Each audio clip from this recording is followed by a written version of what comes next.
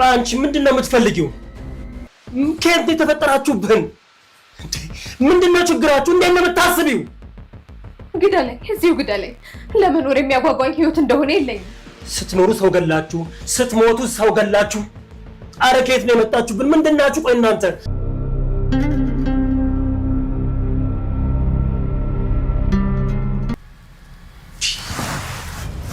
ቆይ አንቺ የገበሬ ልጅ አይደለሽ እንዴ?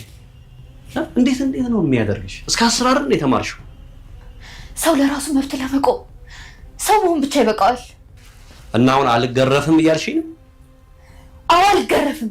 ልትደፍሩኝ ነበር፣ ራሴን ተከላክያለሁ። አሁን ደግሞ ስትገርፈኝ ዝም ብዬ ነይ እንጂ። እኔ አሁን ገነት ውስጥ ነኝ ያለሁት። አሁን ከዚህ ብንጣሌት ምን ወድቅ ይመስልሽ?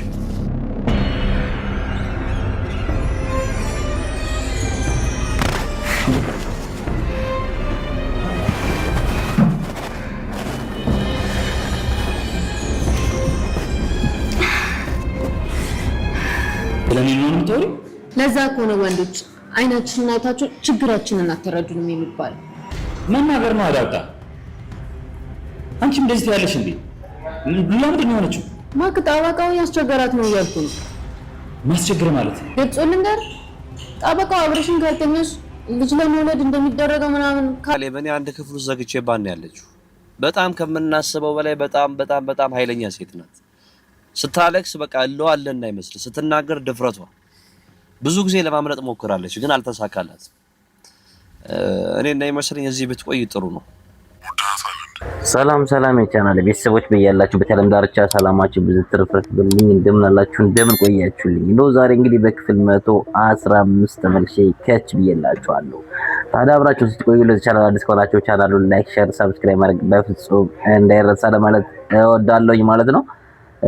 እንግዲህ የምሳሌ ድራማ አሁን ላይ ትንሽ ጠንከር ያሉ የመጡበት ሁኔታ አለ። በፊት ላይ እንዳጀማመራቸው መሀል ላይ ቀለል ያሉ መልእክቶችን ብዙም 30 ምናምን ደቂቃ ሙሉ አይተን ምንም መልእክት የማንይዝባቸው ነበሩ። አሁን ግን ቢያንስ ዳጣ ከሚለው እኩል በሚባል ደረጃ ሴራውንም ጠንከር እያደረጉ እየመጡ ይመስላል ማለት ነው። በዚህ አጋጣሚ በርቱ ለማለት እንወዳለን። አሁን ብዙ የኤዲቲንግ ስህተቶችን ሁሉም እያስተካከሉ እየመጡ ነው ማለት ነው። እንግዲህ የአቶ አበበ ልጅ አግቶ ከሚያሰቃያት ሴት ፍቅር ሳይዘው አልቀረም። ሉላ መቼም እንግዲህ ከእጁ እንደወጣች አምኗል። ምክንያቱም ያን ያህል ደብድበው ስለሆነ የወጣች ሙሉ በሙሉ ከሆዱ አስወጥቷታል። ካገኛትም የሚፈልጋት ለበቀል ብቻ እንደሆነ ያስታውቅበታል። ስለዚህ ከነካሌው ጋር ያገቷት ልጅ አለች። እንግዲህ ከዚህ ልጅ ገንዘብ ነበር የሚፈልጉት። ነገር ግን ልጅቷን እንድትለቀቅ ወይም ወደ ሌላ ቦታ እንድትዛወር ካሌው ሲጠይቀው እዚሁ ብትቆይ ይሻላል እያለ ነው። ሌሎችንም ካገተበት ነጥሎ ለብቻው ያገታት እንግዲህ ያበበ ልጅ ያቶዝና ከዚች ልጅ ፍቅር ይዞታል ማለት ነው። ያው እነዚህና የሚሰሩት የጋንግስተር ስራ ስለሆነ ሰው የማገት ስለሆነ ደፋር ሰዎችን በዙሪያቸው መሰብሰብ ይወዳሉና የልጅቷ ድፍረት እሱን ማትፈራበት መንገድ ሲያይ በጣም እየወደዳት መጥቷል ማለት ነው። እንግዲህ ምናልባት ፍቅር ዞት ላይ ይችላል፣ ግን ድፍረቷን በጣም ስለሚወደው ነገ አብራን ብትሰራ የተሻለ ትሆናለች ብሎ ስለሚያምን ብቻ ወደ ፍቅር ሲስተም ውስጥ እያስገባት ነው ማለት ነው። እሷም ይሄንን ነገር አምና መቀበል ቸግሯታል እንግዲህ። ምክንያቱም አግተ ቤተሰቦችን ገንዘብ ከተቀበልክ በኋላ እንዴት ዛሬ ለፍቅር ትመኘኛለህ? ይሄ በፍጹም የሚሆን አይደለም፣ ለኔ ውርደት ነው እያለች ነው። ነገር ግን በጊዜ ሂደት ምናልባት ሴት ልጅ ናትና ወደዚህ እንትን ውስጥ ልትገባ ትችላለች። ምናልባት አግተው የተቀበሏት ገንዘብም ሊመልስላቸው ይችላል ለቤተሰቦቿ ማለት ነው። ምክንያቱም እሷ እንደሰማችኋት አረብ ሀገር ሄዳ ሰርታ ለቤተሰቦቿ የሆነ ነገር ማድረግ ትፈልግ ነበረ። ነገር ግን እንግዲህ በእነዚህና እጅ ገብታ መስዋዕትነት እየከፈለች የምትገኝ ነች። ሌሎችንም እንደዚሁ ከኤርፖርት እያታለሉ እያገቱ የሚያሰቃዩ ገንዘብ የሚቀበሉ ጋንግስተሮች ናቸው እንግዲህ የነዝናና የነካሌብ ግሩፕ ማለት ነው። ነገር ግን ምናልባት አሁን ወደ ፍቅር ተቀይሮ ገንዘቡን መልሶላቸው እንትን ቢል ጥሩ ነው። እሷም ተሰድጄ ቤተሰቦችን ለኔ ሲሉ ሽጠው የከፈሉትን ከብቶች መግዛት አለብኝ እያለች ነው ማለት ነው። እንግዲህ አቶ ዝና ፍቅር ካለብህ የተቀበልከውን ገንዘብ መልሰህ ልጅቷን ፍቅር ውስጥ ማስገባት ነው። በነገራችን ላይ እኔ ብዙ ሰዎች የማውቃቸው ሰዎች አሉ በእንደዚህ አይነት ሲስተም በጣም ተገናኝተው ነገሮችን ወደ ፍቅር የቀየሩ በጣም ብዙዎች አሉ። ለግድያ ይፈላለጉ የነበሩ ነገር ግን ነገሮች ተቀይረው ደግሞ በፍቅር ተጣምረው የመጡ በጣም ብዙ የማውቃቸው ሰዎች አሉና እንደዚህ አይነት ታሪኮችን ነው የሚያስታውሳችሁኝ ለማለት ነው። ሌላው ወይዘሮ ማህሌት እንግዲህ ስግጥ ብላለች። እዚህ ቤት አልወጣም ከፈለግ ግደል እንጂ አልወጣም ብላለች። አይኗን በጨዋታ ቁጭ ብላለች። ምክንያቱም እነዝናም ጋር ብሄድ እነዝና ይገሉኛል፣ ከእናንተም ጋር ብሆን እናንተም ትገሉኛላችሁ። ስለዚህ የሞት ደግሞ እናንተ ብትገሉኝ የተሻለ ነው እያለች ነው እንግዲህ ከሞት አሟሟት መምረጥ ማለት ነው። እንግዲህ መድብል በጣም ጨጓራው እየተላጠ ነው። ያው በብሩክም እየተናደደበት ነው። እንዴት ያንታክል ዋጋ ያስከፈለችን ሴት አንተ ቤት ውስጥ ታስገባለህ? እንዴት አልጋ ላይ ስትተኛ ዝም ብለህ ታያለህ? ያለ ነው። እውነት ነው። ምክንያቱም በጣም ከአቅማቸው በላይ ብዙ ዋጋ አስከፍላቸዋለችና አደብ ልትገዛ ይገባል። እንዲሁ ዝም ብላ መታየትም የለባትም። ማህሌት ላይ እርምጃ መውሰድ ቆንጠጥ ማድረግ ያስፈልጋል ማለት ነው። ነገር ግን ያ ሲደረግ አሁንም መልሳ የሰው ህይወት እንደምታበላሽ ይታወቃል። ምክንያቱም አሁን መድብል መጥቶ ቢመታት ወይ ብሩክ ቢመታት አሁንም ወይ ብሩክ ወይ መድብል ተመልሰው እስር ቤት ነው የሚገቡት ማለት ነው። ምክንያቱም መድብልም በስሜት ነው እንዴት አትገላገላትም፣ አትመታትም፣ እንዴት አታረጋትም፣ አጥፍተሃል ምናምን ነገር ያለው በስሜት ነው እንጂ አሁን ብሩክ በዛ ተነሳስቶ ሽጉጥ ይዞ እንግዲህ ወደ መኝታ ቤት ገብቷል። እቺን ልጅ ተኩሶ እንኳን ቢመታት ብሩክ ተመልሶ የት ነው የሚገባው ማለት ነው? ማረሚያ ቤት ነው የሚገባው ማለት ነው። ስለዚህ እቺ ሴትዮ ሞታም ቁማም ሰው መግደል ነው ስራው ብሏታል መድብል። ሞታም ቁማም ሰው መግደል ነው። ስለዚህ እንደዚህ ከአቅማችን በላይ ተፈታትነው እጃችን ለሚያሳስቱ ሰዎች ይጠብቀን ለማለት ነው ዳለን። በሌላ በኩል እንግዲህ ጠበቃው የሉላን ህይወት ሊያበላሸው ጫፍ ላይ ደርሷል። እሷ ምንም አማራጭ የላትም። ለሞገስ ስትል የማትከፍለው መስዋዕትነት የላትም። ከዚህ ቀደም ሞገስን በህይወት ለማኖር ራሷን ለዝና ሰጣ የኖረች ሴት አሁንም ደግሞ የሞገስን ሀብትና ንብረት ለማስመለስ ራሷን ልትሰጥ ሆቴል ተቀጣጥራ ሄዳለች። ነገር ግን በመሃል ደግሞ ዳጣ ጉዳዩን አፈንድተዋለች። እንግዲህ ሉላ ሚስጥር ብላ ያማከረቻትን ነገር ለሞገስ ነግረዋለች ማለት ነው። እንግዲህ ሞገስም እዚህ ቀደም ሰፈር ላይ ጠበቃውን አግኝቶት እንደነበረና ሌላ ቀጠሮ አለኝ እዚህ ሰፈር ላይ ሌላ ጉዳይ አለኝ ብሎ እንደሸወደው ለማወቅ ችሏል። ነገር ግን ደግሞ ዳጣ እዛ ሰፈር የሚመጣው ሉላን ብሎ እንጂ ምንም አይነት ቀጠሮ ኑሮት አይደለም።